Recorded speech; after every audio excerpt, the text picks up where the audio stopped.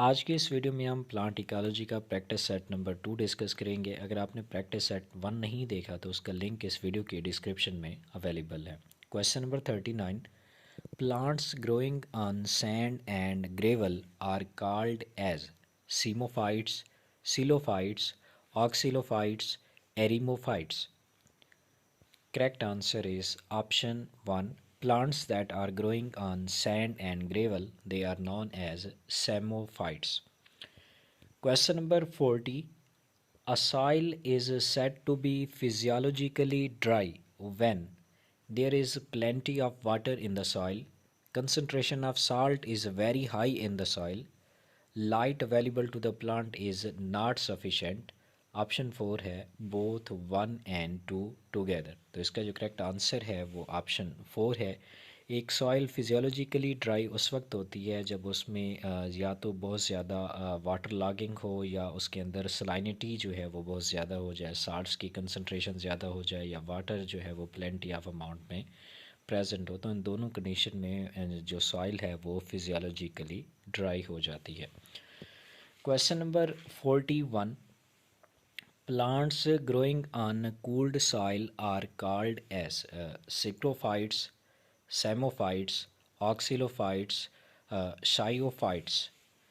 Correct answer is option 1.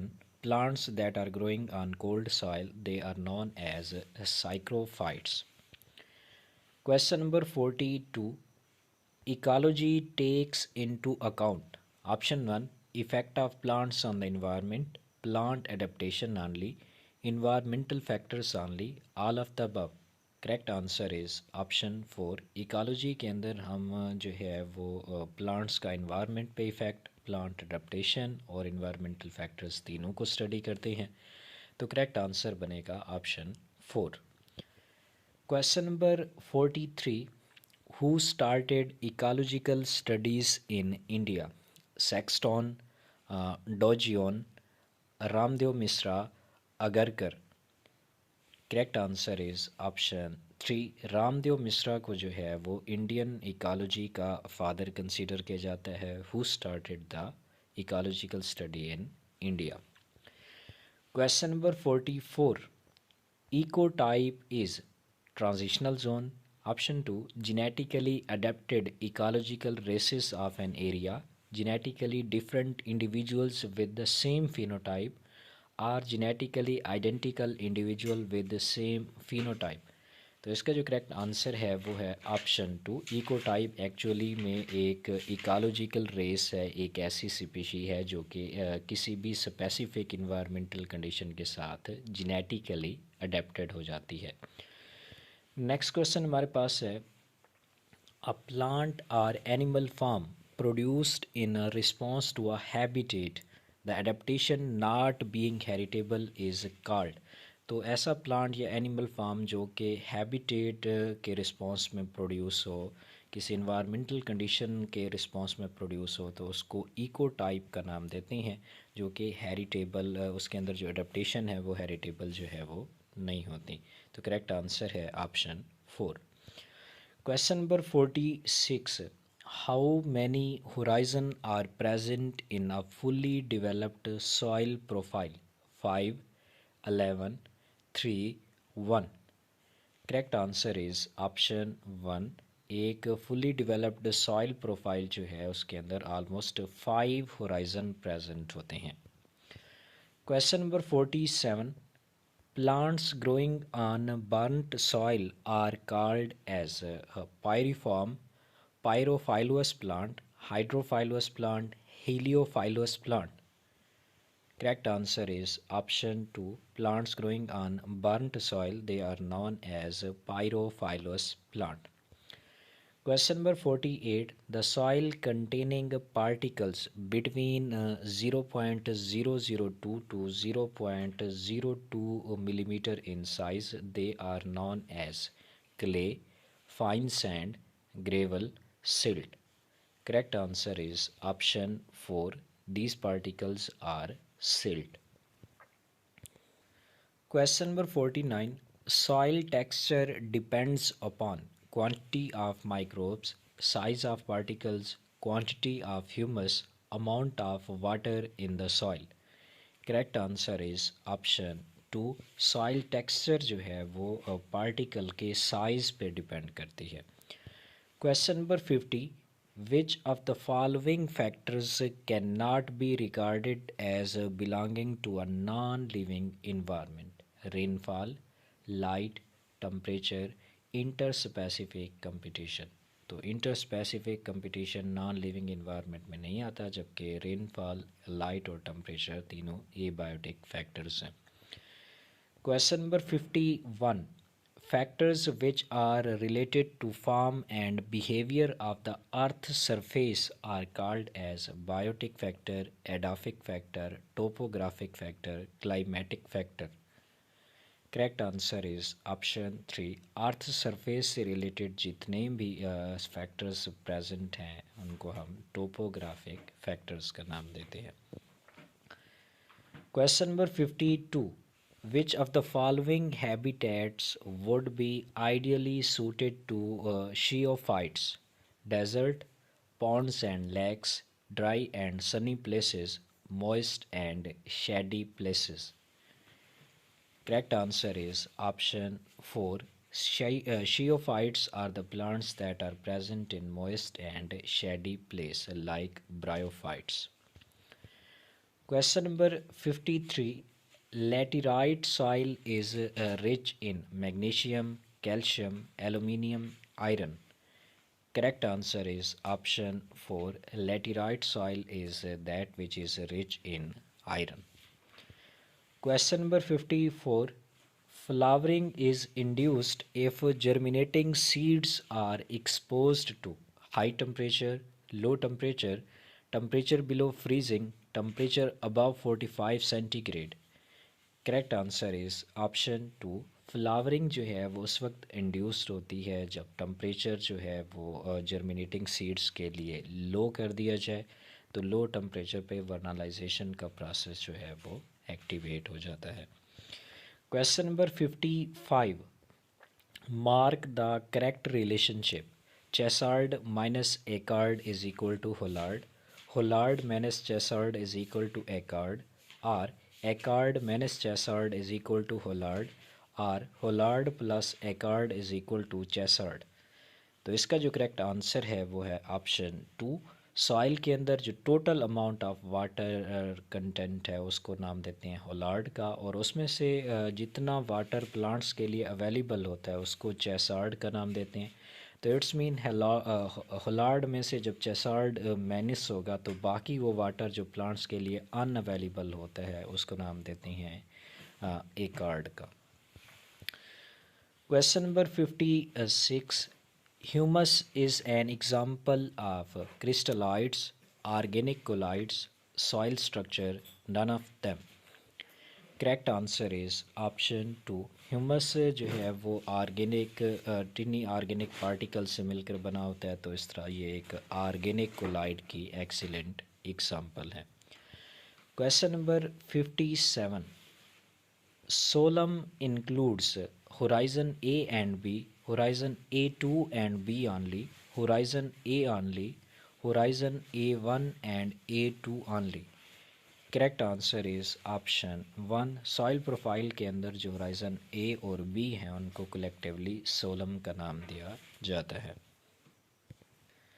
Question number 58, a good soil is that which allows rapid percolation of water, selective percolation of salts, no percolation of water and salts, slow percolation of water.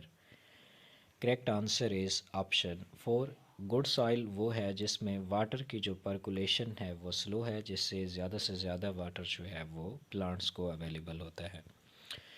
Question number 59, the term echard refers to unavailable water, run off water, total atmospheric precipitation और available water. तो correct answer है इसका option one, इकार्ड जो है वो soil के अंदर जो अनअवेलेबल वाटर है प्लांट्स के लिए उसको नाम देते हैं इकार्ड का, जबकि अवेलेबल वाटर जो है उसको चेसार्ड का नाम देते हैं। टोटल वाटर कंटेंट जो सॉइल के अंदर प्रेजेंट होता है उसको होलार्ड का नाम दिया जाता है। Question number 60, The percentage of water left in the soil when a plant wilts is known as wilting coefficient, field capacity, water retaining power of the soil, turgidity. Correct answer is option one. Soil के अंदर जो water left हो जाता है, जो रह जाता है जब एक प्लांट विल्ट करता है, तो उस रिमेनिंग वाटर को नाम देते हैं विल्टिंग कोफिशेंट का। Question number 61। The soil near the surface is usually darker than the soil about 1 meter down. This is because the topsoil is rich in organic matter, richer in calcium and magnesium, dry, young and wet. Correct answer is option one. जो top soil है वो usually darker होती है as compare to that soil that is present 1 metre down. तो उसका reason ये है कि जो टॉप सॉइल है उसके अंदर organic matter specially humus present होता है, जिसकी वजह से वो थोड़ी डार्कर इन अपीयरेंस होती है। Question number 62। Chalky soil is a term used for sandy soil, carbonate rich soil, saline soil, clay soil.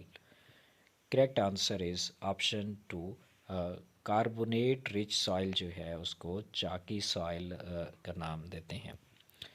Question number 63।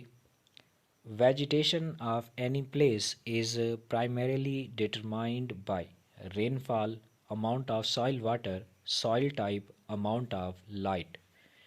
Correct answer is option one. किसी भी एरिया की जो वेजिटेशन है वो मेनली डिपेंडेंट होती है प्रेसिपिटेशन और टेम्परेचर पे।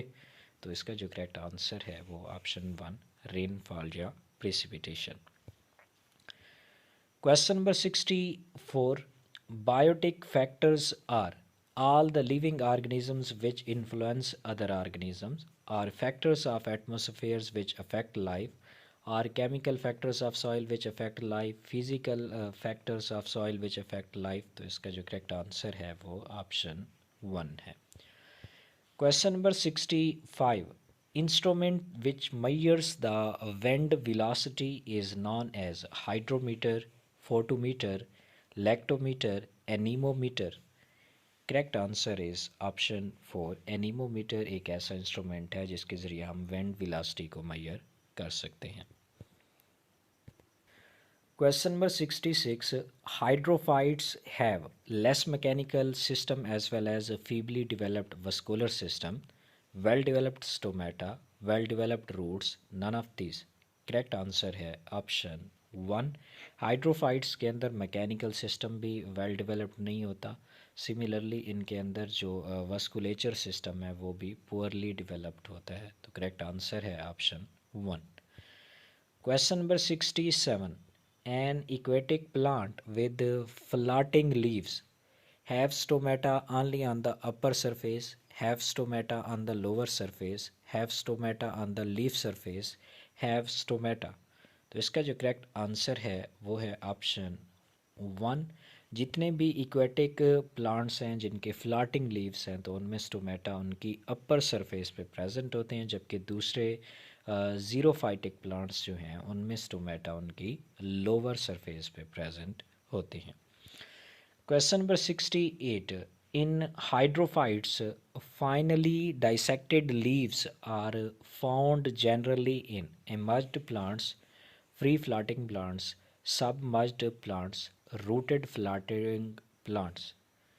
करेक्ट आंसर है ऑप्शन थ्री। सबमर्ज्ड हाइड्रोफाइट्स के अंदर जो है वो फाइनली डाइसेक्टेड लीव्स प्रेजेंट होते हैं।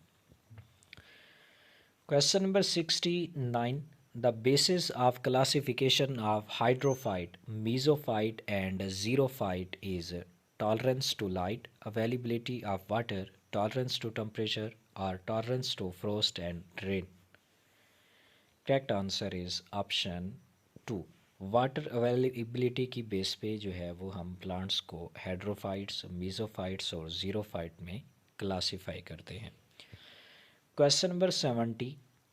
Useful adaptation for hydrophytes is increase in aerenchyma, decrease in mechanical tissue, large leaves, large mechanical tissue. Correct answer is option one. Hydrophytes की जो useful adaptation है वो डेवलपमेंट ऑफ एरन काइमा है, जो कि gases exchange में इम्पॉर्टेंट रोल प्ले करते हैं। Question number 71. The classification of plants in hydrophytes, mesophytes, and xerophytes was suggested by Warming, Odom, Mishra, Weaver. Correct answer is option 1. Eugene warming ने सबसे पहले plants को क्लासीफाई किया hydrophytes, mesophytes और xerophytes में। Question number 72. Heterophyly is common in emergence, free-floating hydrophytes, submerged hydrophytes, rooted floating hydrophytes. Correct answer is option 3। Submerged heterophytes के अंदर हेट्रोफाइली का प्रोसेस प्रेजेंट होता है, जिसमें दो डिफरेंट टाइप्स के जो है वो लीव्स एक्चुअली किसी प्लांट के अंदर अगर प्रेजेंट हो तो इस फिनोमिना को हेट्रोफाइली का नाम देते हैं। Question number 73. Plants with well-developed spongy tissue in its leaves and exhibit temporary wilting in non-Rs are halophytes, floating heterophytes, mesophytes, succulents. Correct answer है ऑप्शन 3। मीज़ोफाइट्स के अंदर जो स्पॉन्जी टिश्यूज़ हैं वो वेल डेवलप्ड होती हैं और सिमिलरली इनके अंदर जो है वो टेम्परेरी विल्टिंग कर होती है नॉन आर्स में। Question number 74. Plants growing in aerated sand of a river bank are psammophytes, physical xerophytes, physiological xerophytes, mesophytes. Correct answer है option 4. Aerated sand of a river bank, that the plants that are growing there, they are actually mesophytes. Question number 75. Vivipary is a characteristic feature of halophytes, mesophytes, xerophytes, hydrophytes. तो इसका जो correct answer है वो है option 1। Halophytes के अंदर जो है वो वीवी पैरी कंडीशन प्रेजेंट होती है, जिसमें जर्मिनेटिंग सीड्स अपने पेरेंट प्लांट से डिटैच होने से पहले ही एक न्यू सीडलिंग में चेंज हो जाता है, जर्मिनेट हो जाता है। Question number 76. Biotic potential refers to increase of population under optimum condition, increase of population under given condition, और increase of population under natural condition. तो इसका करेक्ट आंसर है ऑप्शन 1। जब भी किसी स्पीशी को जो है वो ऑप्टिमम कंडीशन प्रोवाइड की जाए तो उससे वो अपनी नंबर ऑफ ऑर्गेनिजम्स को इंक्रीज़ करती है, पॉपुलेशन को इंक्रीज़ करती है, तो इस पोटेंशियल को नाम देंगे बायोटिक पोटेंशियल का। Question number 77. Specialized roots that penetrates the stem of the host, establishing a relationship with its conducting elements, are called Hastoria, rhizides, rhizoplan, rhizopore. Correct answer is option 1, Hastoria. Question number 78. Which of the following is least likely to be true for ecological succession? Option 1. The species composition of the community change regularly. The total number of species rises initially then stabilizes. Or the total number non-living material is increases. Option 4. Total biomass is decline after initial stage. तो option 4 जो है वो incorrect है, क्योंकि initial stage के बाद जो है वो टोटल बायोमास डिक्लाइन होने के बजाय जो है वो इंक्रीज़ होता है इकोलॉजिकल सक्सेशन के दौरान। Question number 79. The traditional concept of succession includes the idea of an equilibrium state called as a climax community. Ecologists now think that there may be no such thing as a climax community because disturbance is ongoing in an ecosystem. All organisms eventually die. Species diversity generally increases, or each succession is different from the other. तो इसका जो correct answer है वो है option 1। Climax community ecologist के accordingly जो है वो एग्जिस्ट नहीं करती। उसकी वजह ये है कि किसी भी इकोसिस्टम के अंदर जो डिस्टर्बेंस है वो मुसलसल कंटिन्यू रहती है। Question number 80। An area was cleared for road. The road was not constructed and then land was left to overgrow. The process by which the vegetation re-established is called as primary succession, secondary succession, tertiary succession or regenerative succession. तो obviously इसका जो correct answer है वो option 2 secondary succession होगा।